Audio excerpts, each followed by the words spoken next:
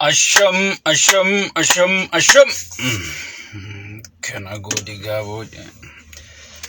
Arra hingabu bitanne deeno. Minnesota. Aya. Hingabu.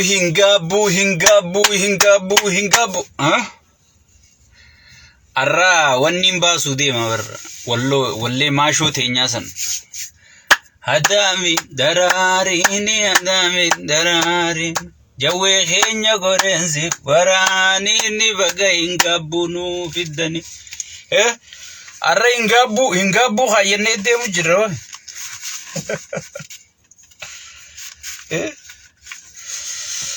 Hingabu ay qabdani hoys me sheek abutaati yaro durati ka hingabu tulfate ka masha Allah masha Allah jaamibo narra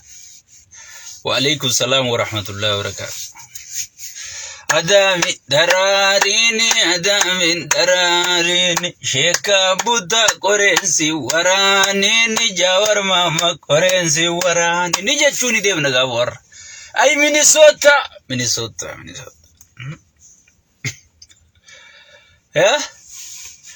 Bagana gaan duftan me invite share godada. Invite share godada wali daddabarsa. Arra hingabu do guyan arra jawar mamadi. Durani idaamu hayyanne amma idaamu firra baafneeti ma hingabu hayyanne. Yo hingabuun intaanes firra baafneeti hanga qabsoon Oromoo galma geessutti. Amma wobo fi hingabu fanne yaa'u jira. Yo tunundi intaane ga. Aywa. Wa alaykum salam wa rahmatullahi wa barakatuh.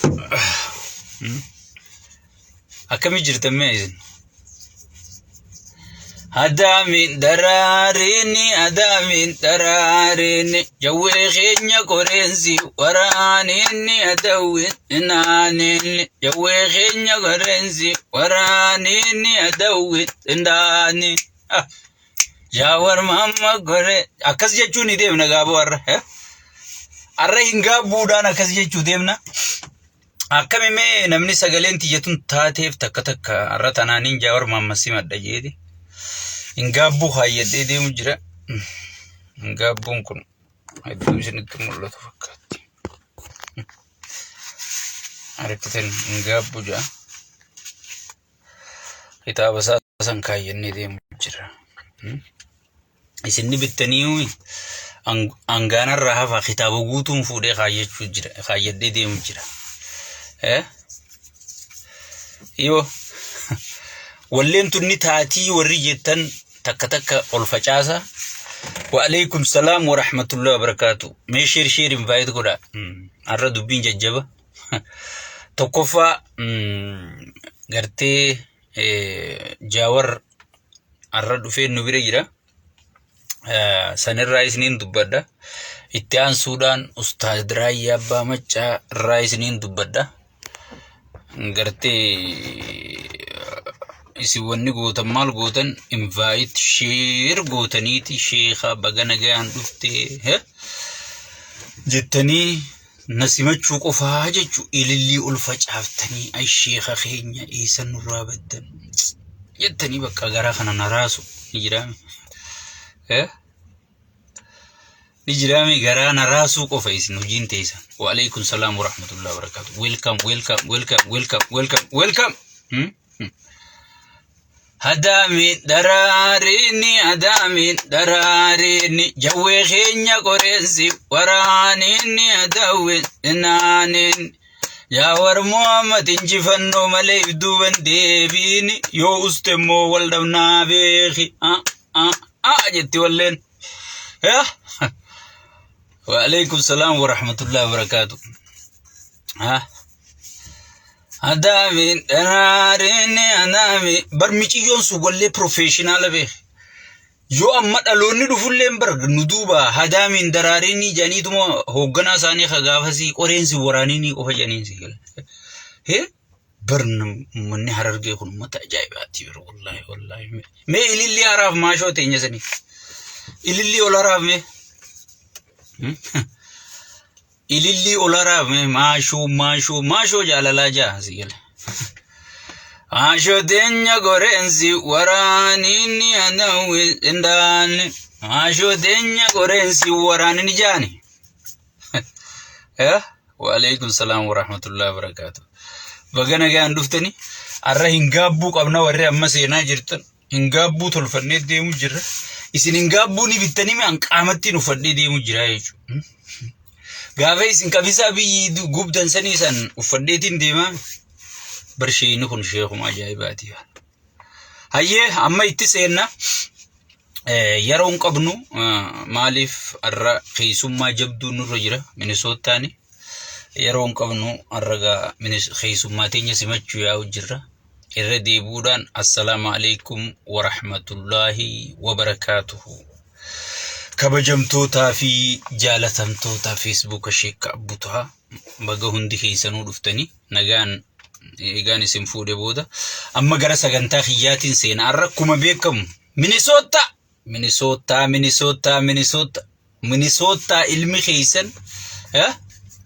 ilmi keessan abo doctor suuraateetiin tolfadha jennaa ba'u diddini gubatte footonte ni gubatte so Minnesota Jawar Muhammad Minnesota daaf ilma addaati akkuma beekamu Minnesotaan arra maqaa keessan falmachuu qabdanii jechuudha Jawar Muhammad asi guddiftanii asi barsiiftaniiti addunyaaf gumaachitanii jechuudha akkuma addunyaa fakkeenya taatan arraas fakkeenya taatanii mul'achuu qabdan akka sheekka abbutaa kitaab mee namni hingaabbu uffate way sheekka abbutaa dura jira hingaabbu jennee kitaaba guutuu uffannee yaa'u jirra sigale seena dalayna jenneeti jechuudha seena dalayna jenneeti jechuudha sigale Minnesotaan ilma keessanii isinii dhufee jechuudha ilma keenyaan nu dhufee jechuudha ilma abbaan haati obboleettiin akkatti simattu isinii beekaa jechuudha sigale ilma keeka duula bee sii dhufe injifattee dhufte moo injifatamtee dhufte moo injifachuuf maal qopheeffatte sigale ilma kee so'aalachuun gaariidha jechuudha asumarratti osooniin dubbittiin seenne dura gaafii hoggi gaafattalla Oromooti miti qodammaqa gaafii miidiyaarra nama ciniinfachiiftu faana man gaafatina lal mee gaafii tanaas baradha lal gaafii suutatti namni walitti hasaasee gurratti wal gaafachuu qabuu fi sigale waan sabaa sablammii tanafaa keessumaahu suuta gurratti wal hasaasa la mee siyaasaa tanaas baradha ak miidiyumarratti gartee namni kunfaan namni ka Jaawar kunfaan namni hayyoonni kun gurguddaan kun ummata biyya bulchuu deemu sigale asumaa dhufteetuma Oromiyaan ni muramti moo muramtu hinji'amu kasiyo sigale namni gartee pilaana lafaa qaba meelaal rifeensa tokko nama biratti haaddatanii tokko immoo qophatti haaddatanii yaa Oromooti yaa waa understand godha Arabbisota addaati waa understand godha akkanuma dhuftanii mirga qabnaa jettaniituma biyya tana namni namatu qunjiruu sigale jettaniituma gartanii dhuftanii hin facayina so saniifu mee tanaas wal barsiifadha hoggi gaafii gaafattaniis gaafii dubbatamtuu taatu Jawar bar ilma keeti adabachuu dandeeysa bar sigale Jawar bar nama yoo ati xumatte si dhageeffatu abiyyi seete khayoo ati xumatte si tuffatu sikkof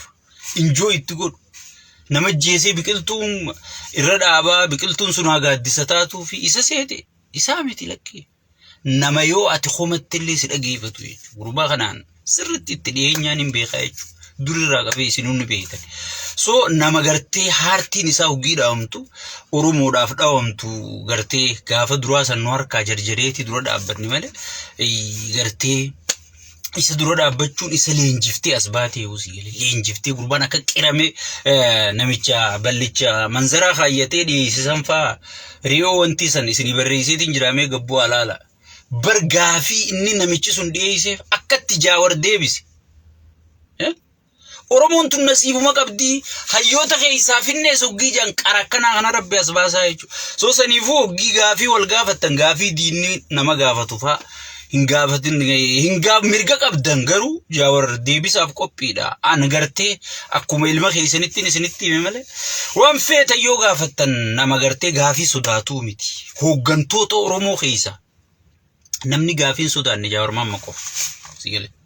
jaawar me miidiyuma abbaa fedhe irratti abiyyimmaa addunyaa bulcha maarree bulcha jetteeti gartee faarsee bulummaan numaa jaaree bar faarsee bulaa tana sigale gara maanu dhiifama isin gaafanna waan akkana isin jaaruu keenya sigale wannummaan nuti walii qaqqabnee biyya alaa tanaa fi keessatti jaarre gartee immoo waccutun sigale me abiyyi miidiyu jaawaruma hojii utaa'ee interview godhanii abbummaan fedhe hin godhanii jechuudha gaafiin danda'an deebisaan danda'an ni boowan sigale yoo ati gaafiin taane gaafatte milishaa eessa kutte dalagaan ta'e maali janii milishaa kan sigale so saniifuu jaawarumaan nama gaafii sodaatu miti ani gartee akkuma ilma keessanitti isin gorsi malee waan feetan gaafachuu dandeessan nama gaafii sodaatu miti osoo gaafii sodaachuu baate laayif irra kaa'ee sigale laayif irra kaa'ee taa'ee naasa'uu jechuudha sigale saniifuu nama gaafii sodaatu miti garuu isin akka ilma keessanitti ilma keessan gartee waa hunda keessaa gad hin diddiisina sigale waa hunda keessaa gad hin diddiisina wanni isin dhaamu tanumaa jechuudha inni nu nama diddiguu miti keessaa gad hin diddiisina sigale eegaan hangana jeebooda Minnesota ittiin deeba Minnesota mee sheer godhaa Minnesota hangaa namni dilli as keessi jettan kun sheer godhaa uummata Minnesotaatiin gaa Minnesota arra maqaa keenya falmachuu qabna arra ilmaan nu dhufee jechuudha jaawar nuti ilma keenya nu guddifatee addunyaadhaaf gumaachee jechuudha sigale Minnesota wanni ittiin dhaadattu tan gaafaa dheengadde inni Naayiroobiitti eebisa juwaanii nan barreesse laala osoo Minnesotaan si guddiftee addunyaa si badhaafte addunyaa si kennite jirtuuti akkamitti Naayiroobiin nurraa eebifte jeetiin mormuu ture jechuudha sigale rabbiin Jarmaniif qoodee Jarman kun beeyta Awurooppaan kun ajaa'iba qabdi beeyta Awurooppaan tun ajaa'iba qabdi maaliif jaawar gaafa biyya galuu deemus Awurooppaarraa nu lallabe Minnesotaan ittiin dhiiftu beeyta Minnesotaan ittiin dhiiftu waan ta'eef achi nu lallabee gartee ichi rasaasa guuttatee asin nu dhufe gaa waraana guuttatee dhufe nama rasaasaan guuttatee dhufe sodaa dura dhaabbachuu dadhabnee boohaan geggeessine jechuudha mootummaan PP haa galatoomtu nu deebiftee ilmi keenya deebi'ee eega ilmi kee deebi'e akkatti simattu eenagaa akkatti simattu eenagaarra dachaa waan amma dura Awurooppaa fi kana hunda keessa deemaa ture dachaadhaan garsiisu qabda Minnesotaarra sigale tokkoffaa ilma keessi gale lammaffaa hayyuu keessi dhufe sadaffaa hayyuu Itoophiyaa guutuu dhufe afraffaa ka Afrikaa dhufe ka addunyaa sigale nama addunyaa tanarra deemee waa xiinxaluu ture nama beeytota addunyaan tun qabdurraa waa barachuu ture ilma gartee waa hunda wali qabatee si dhufe waan ta'eef Minnesota akka itti simattu maqaa kee akkatti falmattu arras ilaallaa jechuudha so saniifuu warri Kooriyaa akka beekamu gaalaal isin yeroo hunda rakkoon Oromootuun beeyta makroonuma qofan dhiyeessinaa laal makroonuma qofa makroonii paastaa sigale nijiraami ruuza haza wal injeera haza wal hilwa sigale kulli shay'in qudratul salati ya bararabni sigale mallattuun gartee hudduu gurguddootuun gartee barraahi jechuudha afaan Oromooti gartee nama hoggii nama dura deemee gartee sheekka abbuutaa faa dura deemanii hoggii waa sosossoosu dubra waa sosossoosu kana ka'onnee nu kaasee akka gartee hin gaabbuu kana gartee dachaan binnu nu godhu sigale ichirra kaayaa malee gartee ummata hidhii tuulee ija keessa ummata laalu sigale kanaa wajji walloon lamoo nuti hin gaabbuu bitanna buleessu warri horee hunda maqaa yeroo hunda hoggiin isinitti gaafa namichi abiyyi sun as dhufuus laalaa nurraa dura kaa jennaan fuutanii gartee ummata jajallaa kana dura keeysanii amaarri Los Angelesitti fideeti laaba dubra kana ka akkam dura dhaabe sigale akka haruurisaa nu dura namichi eega gaafa samaara jala kutte tarabbitti amaarri nu jalaa fijee kadhachuu jira amma sanutti deebisin alaalis la Minnesotaatti yegaala makroonii paastaa wal keessanii jiraame hariifa godhaati sigale gabaabdu asin dhaabde qalloo asin furdoo kamarmeelaachiin sigale soot waa hundanuu qaba alhamdulillah jechuudha guddina keenya harkisiisa furdoo qabaachuun qalloo qabaachuun sigale kun guddina keenya harkisiisa malee nun xiqqeessu waan ta'eef sigale ijraami gaa sigale akshiina jijjiiraa ijoolleen Koreedha shayni beeytaa nama yaada kennatu mutimmaa sadarkaa Koree sanirraa ol guddannee jira sadarkaa mootummaarra jira waan ta'eef waan isin gootan sigale isinitti gatimuun sigalee Minisootaati ya dirqamaa jechuudha sigale. Amma mana nyaataa keessa maaliif dubra qaqalloo biriidduu tana kaayanii hoggi isin dhuftee maal nyaatte jette ati bari isi nyaatta moo nyaata kana nyaatta duru maallaa gannayti maaliif addunyaan hoteela akkas gooti sigale. Yaada hoggi waa gurgura jechuun gurgura sigale dalagaan dalaga kitaaba kana gurguruuf yaana sigale Minisootaa rikardii cabsuuf yaana sigale.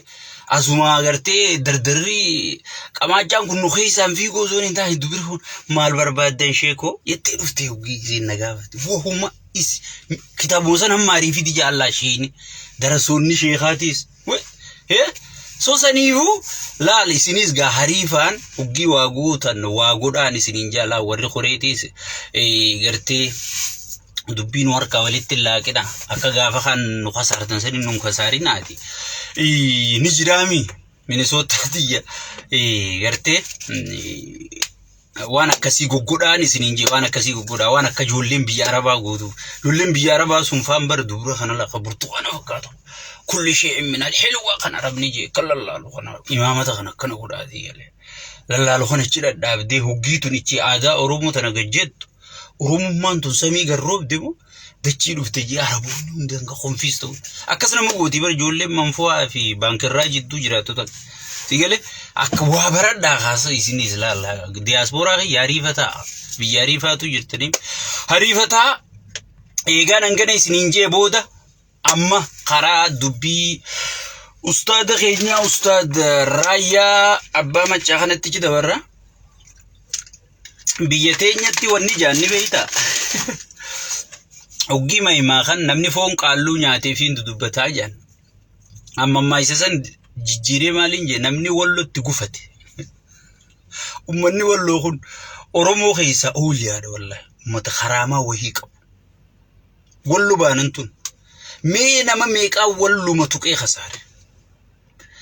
namni waan sinqii walloo tuqe afaanuma du'aa kana diddime yeroo hunduu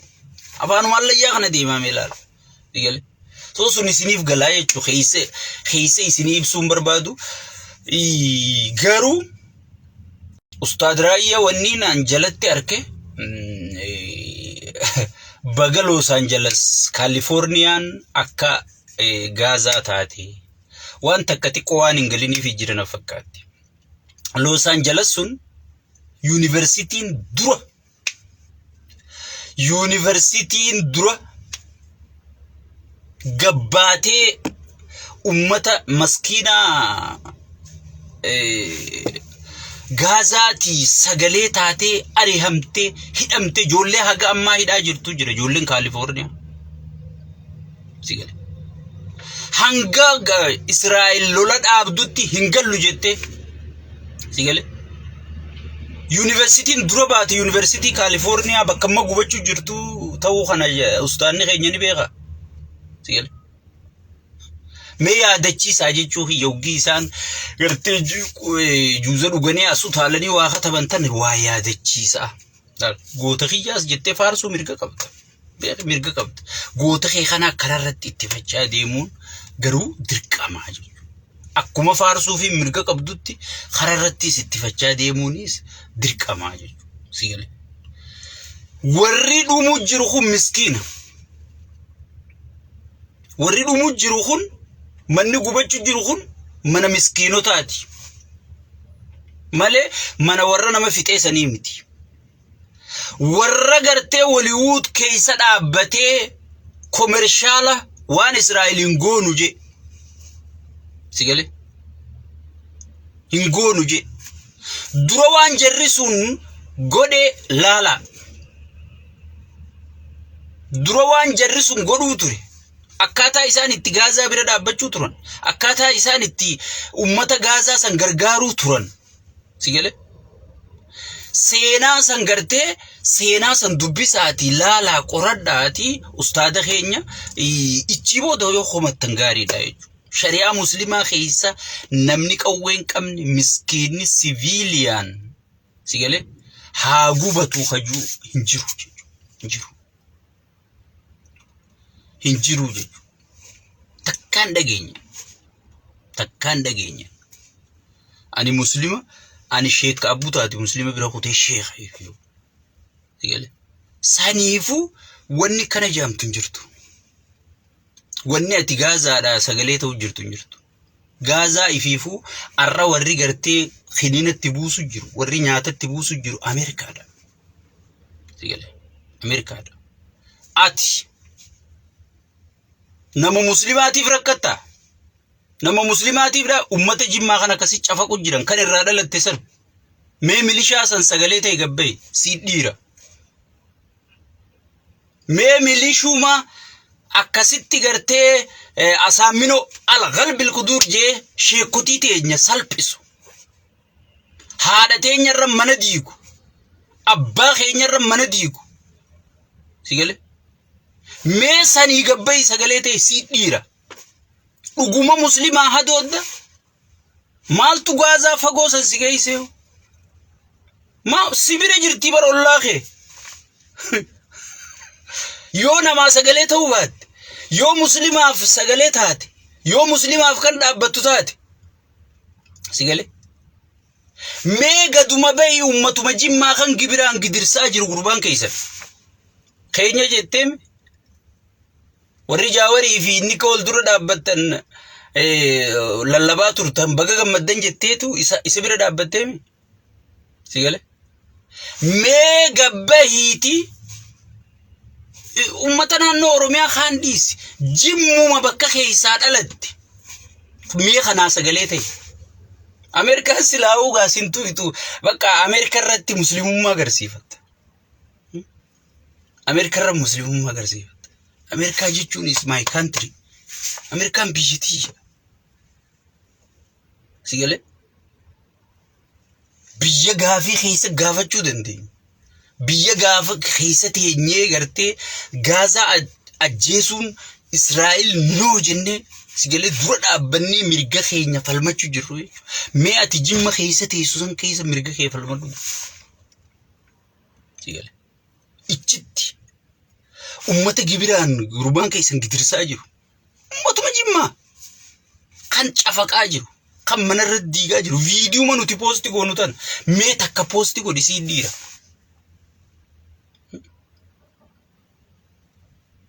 mee takka poosti godhi dhugaa walitti ibnee wajjiyaana malee akkanumatti gartee diddiba goota keenya adeeroo nutis goota hay cufti keenya goota sigale cufti keenya goota goonni goota caalen jiru ati share godhun goota kuni commenti godhun goota sigale gaafa isaanii dhuftee bisa addunyaati fi artistoota wajji deddeeme saaset qabsaa'e yeroo tukkas gaafata amma yeroon miidiyaa gaafatti miidiyaadhaan qabsaa'u jirra jechuun goonni kanuma sigale saniifu wal kabajuun sirriidha sirri 100% afaan kabajaatiin osoon arraban ta'in osoon gartee isaan wanna jechuun ta'in sigale bar raayya abbaa macaa nama maalla inni walloo khasirra gale eeysa jira jaanii kadhatanii daddabanii sigale kanaatu amma Los Angeles gubat Los Angeles kan haata Los Angeles marree haata hay